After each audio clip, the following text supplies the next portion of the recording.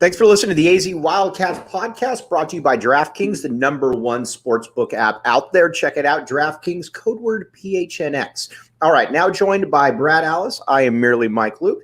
All right, Brad, we talked about it a little bit on the post game, but I wanted to get your take on this a little bit more. So during when Jedd Fisch was announced as the head coach, he said all the things that, coaches have said. Heck, Kevin Sumlin said, we're going to recruit, no stone unturned. We're going to do things the right way, engage the alumni. Jedd Fisch, and again, I have no clue what kind of coach Jedd Fisch is going to be. Jedd Fisch is really the first coach that's actually kind of fallen through with those promises, it appears. Yeah, at least since Mike Stoops. I thought Stoops did a very good job. And maybe he'd even do a good job. He just did a job engaging the alumni because the prior coach turned them all away. Right. There's a famous story where, the reason it took Antonio Pierce years to become a double agent was because they wouldn't let him work out in the weight room to prepare for his, draft day stuff, the evaluation. But yeah, when Fisch was hired, he was not my guy. I'll admit it. Mm-hmm. Same here. But if you'll remember, or maybe you don't, I did a podcast where I said, here's what he needs to do at the bare minimum. And one was become part of the community. And, we always joke about the EGs. Yeah, I want to see. But what did he do? He went to tennis matches and baseball games and women's basketball games and men's basketball games and flew to the Final Four. Has been seen eating at restaurants and name dropping restaurants. Right. Yeah, he engaged the alumni initially, right away. When they have the first meeting, I don't know if they're still doing the weekly meetings or whether bi-weekly, but obviously the alumni seems to be engaged. He engaged in-state coaches with Zoom meetings, and then they've recruited as well in the state, and there's still a long way to go. But since Stoops, they did things to engage the students. They did things, he's done everything about right. And even going so far as, trying to find those recruiting niches. He's in the Polynesian community now with Johnny Nansen, with, Coach Pop, Tafusi. So that, and I think his pro style offense is his recruiting niche of all things. I thought they had to be super gimmicky. He went the opposite. You want to come play in the league? I'll get you quicker. It's a lot like what Lute did. Right. Remember, people forget Lute used to use a lot of pro practice concepts. And there's the story that Andre Iguodala hated Lute's practices till he went to his first Sixers practice. And he knew all the drills. And he was showing vets the drills. So, and again, so now, yes, he has to prove he can coach. It looks better to me. There are still some things in his play calling I don't like. You like the Wildcat with Jamari Joyner. I do not. I don't necessarily hate Wildcat in general, but it's just not working. So let's take that page out and get rid of it for a while. But if it's 2 or 3 plays I don't like a game, find me a coach you don't say. Show me an offensive genius I don't think that about. Right.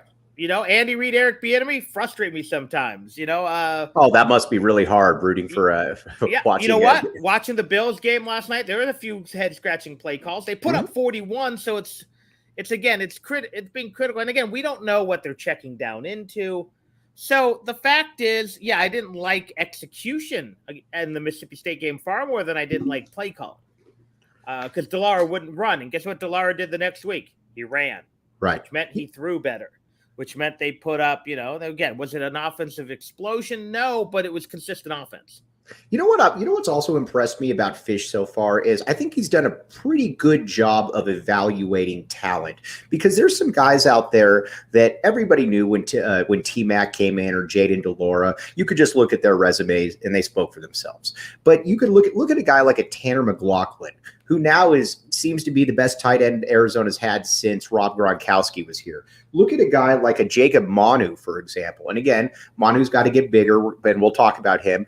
But he's a player that, a little bit undersized, obviously, but he looks like he's going to be a player kind of in that, that Dick Tomey mold where you got kind of the undersized linebackers that are able to make plays. A Jonah Coleman was a 3-star running back that looks like he's going to be a real problem there. I can keep going, but they've done a really good job of evaluating a lot of different players, not just the highly ranked guys. And I think that's the key. When you're Arizona, you have to roll the dice on some things. One is ignoring the height chart. Right. And I say this as a guy who's not on the height chart. That might mean taking a 5'10" quarterback or a 5'6" or a pair of 5'6" running backs or a 5'9" linebacker. Or a 5'7" quarterback. I gave him 5'10", but we know he's 5'7". But they have to have these other skills. But yeah, USC's not taking a chance on those guys, but Arizona can. Tomey did that. Who was, Keith Smith was maybe 5'10". Right. Adrian Koch, if we're going to talk about my two favorite players of the Tomey great era, example, was about a 5'8" walk-on linebacker who wrestled alligators and was in the Navy or the Marines or whatever. Right. I think he was over in Somalia, if I'm not mistaken. Yeah, exactly. It's a crazy story. That or you roll the dice on athleticism. And again, I'm only being slightly hypocritical here because Rich Rod did some of the same things, but he only did it one position. Wide receiver, 5'6" wide receiver. I don't mind rolling the dice every once in a while on a 5'7" wide receiver. I don't want 7 of them. Right. But the other thing is athleticism. We've seen the kid coming in next year from New Mexico, who's just a freak athlete. You look at some of these other D linemen, D ends who are just freak athletes. And then you hope you can turn them into football players. Now, can you build your entire class on that? Absolutely not. But if that's your back five, is a 5'6" running back, a 5'8" linebacker, and a 6'7" athlete who you're not sure if he's a tight end, a tackle, a D end, so be it. But yes, you need to put those with, because if you're Arizona, you're going to get one T-Mac per class. You're going to get one Burnett. Maybe if you get really good, you get 2. You're not going to be USC, which is going to have 25. Right. So you got to find these other guys. And yeah, Tomey did it very well. Stoops did it okay to an extent. Rich Rod did that, but didn't have the high-end guys. Well, that's the problem, yeah. So you got to balance both. And so far, so good. Now, we're only 2 classes in, and the first class was kind of a throwaway, as we saw. There's some guys who, again, aren't Arizona good who are included in that class. Now, some of those were the Sumlin recruits, and some of those were transfers that, Fisch took. And I know there's some people like, well, why do you take it? Well, you know what? You took Jacob Cruz or, Gunnar Cruz. You took Gunnar Maldonado, Drake Anderson. Only of those guys is Maldonado playing, but they opened some doors. And honestly, they filled out your roster with D1 bodies because you didn't even have enough of those. That's the thing, is you just needed a roster at that point. So now to see his true evaluations, let's look at this year's crop. And there are misses. Right now it looks like Warnell, the safety from UCLA, is a miss. Right. Maybe it won't be in 2 years, but right now he's a miss. But Surveill's looked okay when he's played. He hasn't played a ton. Echols has been a monster. Echols has exceeded my expectations. Right. You look at obviously de Laura, Cowing. I mean, those guys are kind of can't miss. But even going back a year, Jerry Roberts. It looked like a good pickup from Bowling Green, but I was far more excited about the other kid, the kid from Western Michigan. Roberts has been a beast. Roberts has been an animal for sure. He hasn't played a ton, but it looks like was it Malik Reed is going to end up being a pretty good player in this program. So yeah, if you're going to use the transfer portal, you better hit about 80%. And I would say this year's class is at least at 80%. Yeah. All right. Well, yeah, let's talk a little bit about Hunter Echols, though, because I think that's a really good one to start with because he's been a total game changer. A couple things, though, you need to know. Four Peaks Brewery, this is the place to go for all the Arizona Cardinals watch parties right there. They have all kinds of good stuff, drink specials, and, oh, by the way, Cardinals ticket giveaways in a 220-screen inch TV. Check out the link in the description. Must be 21 or older. Enjoy responsibly. And Tap and Bottle. This is the new home for the away games. Tap and Bottle downtown for the away Arizona football and basketball games. I'm going to be down there getting started at about 2 o'clock. Brad's going to try to make it down there, so we're going to have a little bit of East Side love of a celebrity showing up in there. Love for all of you to be able to come down there. Four Peaks Brew will be down there as well. All kinds of really good stuff. And again, we're back up there this week. Uncle Kev's going to be making his debut next month as well. He's confirmed that. So just leave that right there. Okay, now Hunter Echols. Hunter Echols has been an absolute game changer in that there hasn't been a guy that I can remember probably since Scooby Wright, but there hasn't been a guy since Scooby Wright that seems to consistently be in the backfield. And again, I know he got knocked out in the one game against San Diego State, but Brad, every time he's on the field, he feels like a guy that is an NFL type player that Arizona hasn't had in that position in a long time.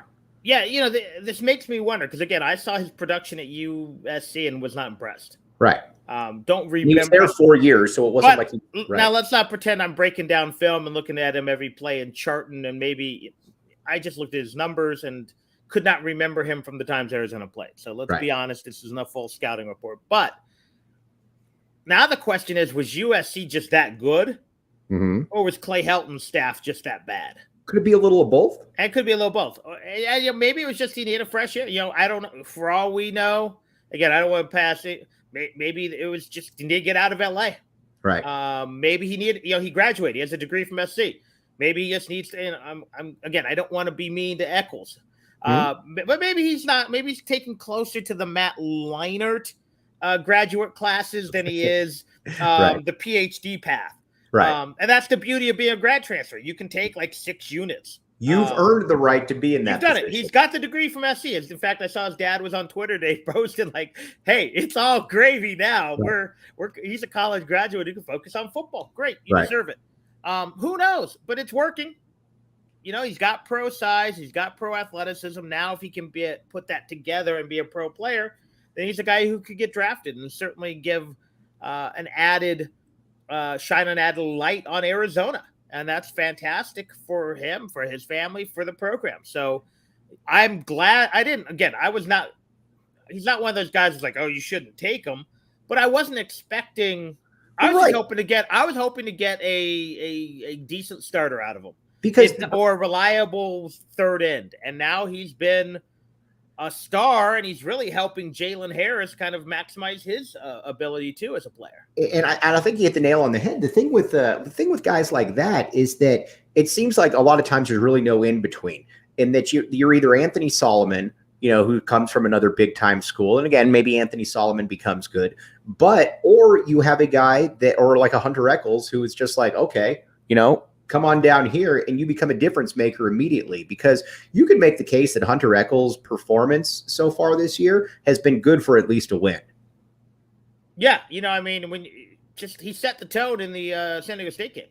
Right. And then didn't play the rest of it. But if you look at it to me again, if I'm Arizona, what I really want to do in the transfer portal from here on out, and again, I know why you're taking players from Northwestern and things like that, but you don't want lateral moves, right? Unless it's a quarterback, to be honest. Right. And de Laura is a lateral move from But you'll take a Pac-12 freshman of the year as a lateral move. Yes, but what I want is I either want a guy who's just stuck in a log jam at a better school, right? USC, Michigan, like Solomon, UCLA, Wisconsin, which or I want a guy who's at a lesser school who, much like Lute used to do, and much like they all do. Look, right.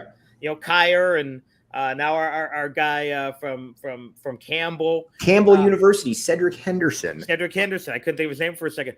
Or you want the guys who are wanting to step up, who right? Want to, I didn't have those scholarships out of high school, so now I want to play in the Pac-12, and you look at those guys. Jerry Roberts, Tanner McLaughlin, again, who wasn't even on scholarship. He was right. Cowing.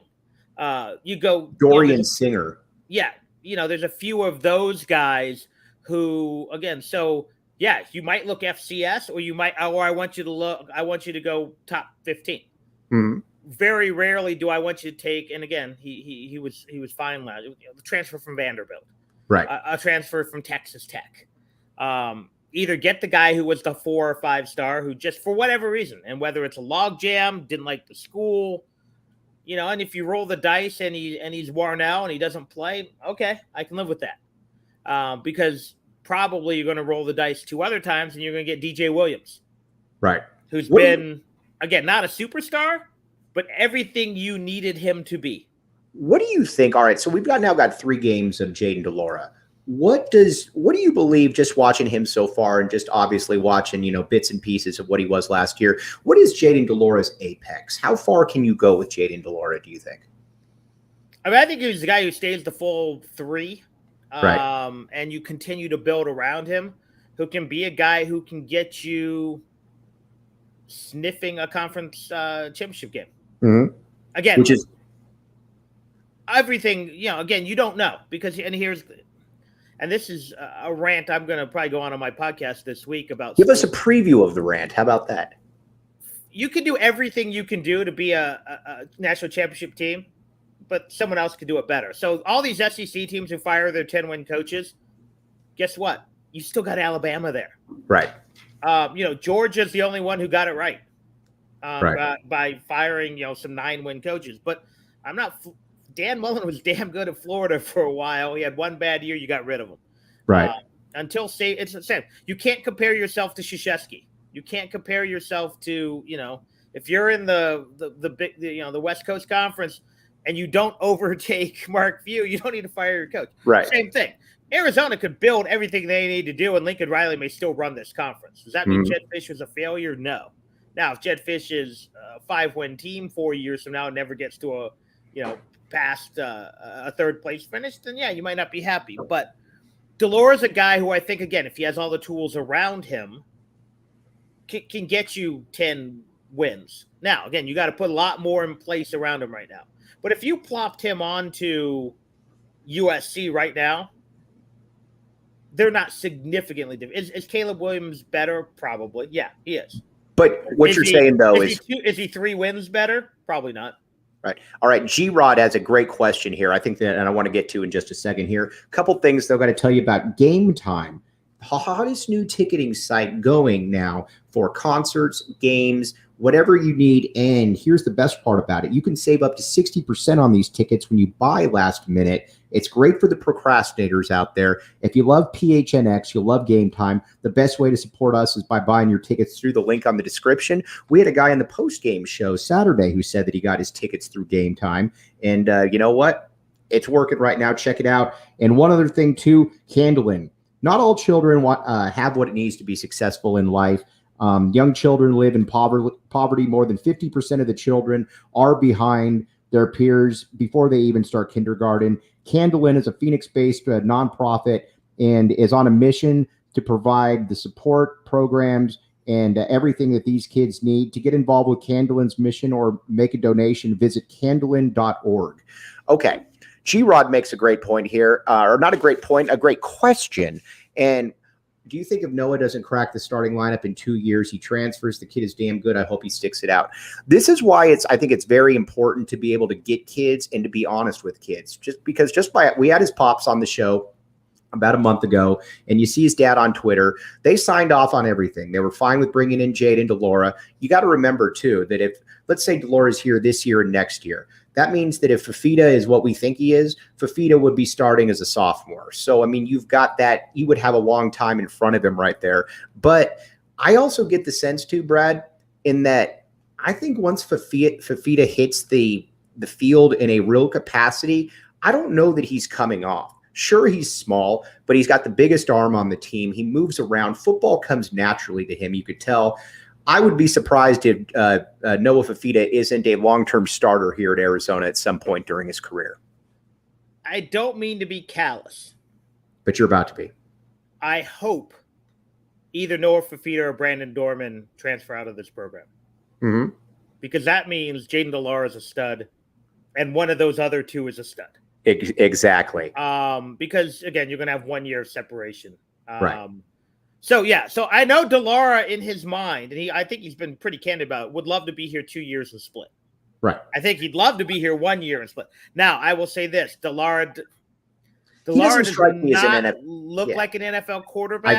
I agree. But then again, I watched Jalen Hurts play last night, and I would have told you the same thing. And I would have said the exact same thing. Exactly. So, again, the NFL game is evolving. He does have a strong arm. If he can show that he's a quick release guy, that he's a quick decision guy, then maybe. But, yeah, does Fafita is a guy who, to me, is going to be hit or miss. He's either going to be Keith Smith, who to me is still probably would have been the best quarterback ever if he's Keith Smith, we will take that every day of the week. But he could also be Nick Costa. And I don't mean and he's a very different player than Nick Costa. But Nick Costa had all the tools other than height. Right. Or Fafita has all the tools other than height. And you just don't know how it's going to transfer. Right. Does it mean something to you? Let me ask you this, though. Being that he did play against the best competition that there is in the country, does that mean something to you? Because that's a little bit of a difference, at least with me and Nick Costa, is that Nick Costa was in Oswego, Oregon. Yeah, but yes and no, because I don't know enough about that Servite program to know what their offense is. Because Khalil Tate played against the best competition in LA too, and it was street ball. That's true. That's true. Which again, you can win with street ball. The Cardinals did it Saturday or Sunday afternoon.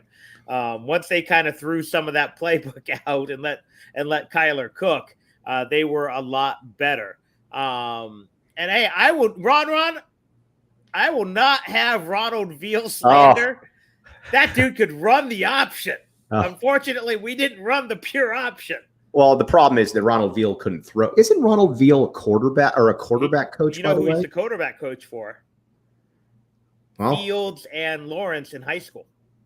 Well, I guess Mike Tyson's financial advisor can still do some good stuff. But Veal was not brought in to throw. He couldn't throw. I think he was slightly better thrower than Malaulu, who wasn't good. Bobby Waters couldn't throw. And that's because they were trying to run option, but then they had to go Chuck Levy at one point. Yeah. Chuck might have been the best thrower of the I know he probably was. Fernando Parra, I think, has an interesting question. Where does de Laura rank in the conference QB? So if I'm just looking in the South right now, he's obviously better than anybody Colorado has. I don't care what any ASU fans have. He's much better than Emory Jones. He's not, but that's where it gets interesting, though. Is DTR that much better than Jaden de Laura? I'd rather have de Laura. I would as well. And now I would not take him over SC or Utah at this point. Right. So that's right there. And then you look at the North. The Knicks kid from Washington looks fantastic so far, but we'll see. Penix, excuse me. I don't know why I said Knicks. Knicks is awful. I would take de Laura over I would take de Laura over Knicks every day. The kid at Wazoo is really good. For sure. He's good. But I would say if you wanted to tell me that Jaden de Laura is one of the 4 or 5 best quarterbacks in the conference, yeah, that feels about right. He's, I think, in that conversation where you take the top 3 out, and I think right now to me, and I haven't seen enough of Oregon State to know what they've got, but to me, the top 3 are Penix, and I'm assuming it's Penix or Penix, and Arizona recruited him. I should know. The kid at Utah whose name escapes me all of a sudden, and then I'll go 4. I'm fine with 4. But I think he gets in that conversation now with 3 other guys where you're probably taking your guy. I'm sure Wazoo was saying, no, we'd rather have our guy. Right. And they've played really well. And I'm sure Oregon State's like, wait, we're undefeated. We'll take our guy. I don't think ASU's saying we'll take Let me ask you this. Maybe they are. But yeah, so yeah, if he's in the conversation of 4 to 7, I'm fine with that. I tweeted this out, and I'm curious as to your take. Out of the 4 Servite kids, and again, we haven't seen Kean Burnett, obviously. We haven't seen a ton of Noah Fafita. Is Arizona going to hit on all 4 of those? I would assume now that Manu has seen the field as a true freshman, yes. Right. And again, Fafita, they may not hit on him, but someone else will. Right. Like, he's not a bad pick. It's the nature of the quarterback position. Mm-hmm. But, I worried about Manu only because he was undersized, and not a lot of other teams were recruiting him. Right. Again, I don't look at height a whole lot except for, honestly, offensive line. Mm-hmm. Again, I'm also 5'6" and worship at the altar of Doug Flutie. But if you want to trot out a 5'6" running back, I'm all for it. Right. To me, Warwick Dunn is one of the best of all time. Yeah, no, I love the Warwick Dunn. Barry Sanders was a little dude. Yeah. So if you want to try it out again, would I rather have a 6'2", 260 linebacker who runs like Ray Lewis? Yes. But if I have to take 5'8", 220 who runs that fast too, I'll take it every day. But I was a little curious that he didn't have a ton. He didn't even seem to have a ton of group of 6 offers. Like he didn't have those. He didn't have like the San Jose State. I mean, but he didn't have Utah State. He didn't have Nevada. Yeah. He didn't have Fresno State. Right. Teams that San Diego State. Teams that are competing more often than not against Power 5 schools. But yeah, so he's been a revelation. I assume Burnett's going to figure out eventually. I think his problem is he probably is a little bit of a tweener. I think he does have to add some more size compared to. I mean, look at McLaughlin; he's huge.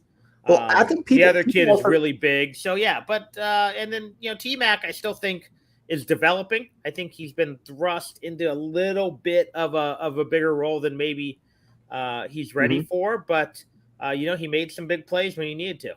I think what's his name? Kean Burnett. When we had Big Chester on, probably a couple months ago, he made an interesting point that I thought was fascinating. He said, I don't know really what to expect from Kean this first year because, to be honest with you, he hasn't had a position coach to this point. And you're playing the tight end position where blocking is obviously a huge part of the game. And I think a lot of people just have this misconception. Well, your dad played in the NFL. You should just be able to figure that out. But, you could just tell that Chester was like, it might take him a little bit of time. And I think that when you come from that background, when you come from a family that is willing to wait there, I would be very surprised if he didn't turn out to be a multi-year starter at some point. Most high schools, either the tight ends work with the offensive line or they work with the wide receivers. Right. They split time with both. Yeah, most schools. And again, I don't know. Servite might have 47 coaches for all I know. Right. And I don't know how many tight end coaches, like personal coaches, there are out there.